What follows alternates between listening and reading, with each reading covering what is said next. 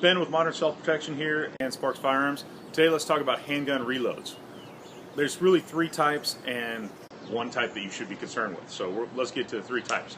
It's an admin reload, when you load your gun up just to go on the range, just to shoot, just to do whatever. Or if you unload your gun at night to clean it or practice with it, and then you got to reload it again so you can go carry it for self-defense, or police officers carry it.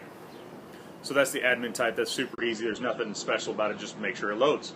The other one we talk about all the time is everybody wants to talk about the tactical reload, and they want to be tactical.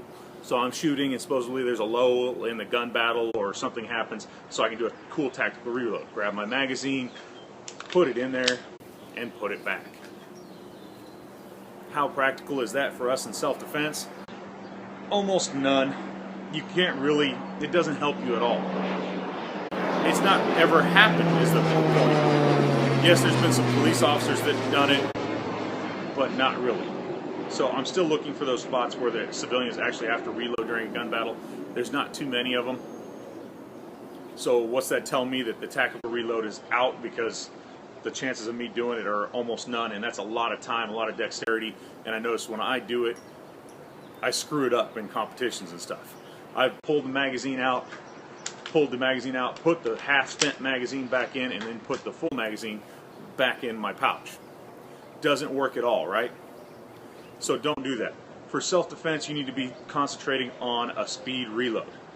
And when I mean speed reload, that includes emergency reload. When the slide's locked to the rear, just let that magazine hit the floor, grab a new one, put it in there, work the slide, and get back in the fight.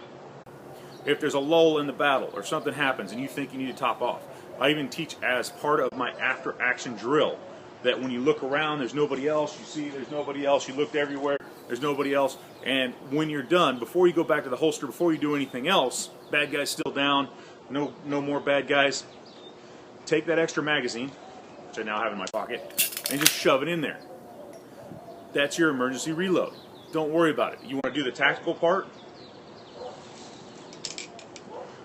Bend over, pick up your magazine, put it back in your pouch. That's the tactical part.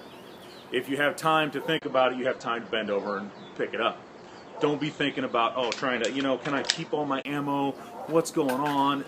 No. If you're going to reload, get rid of that half-spent one, shove that new one in there, and be ready to go. Practice that all the time.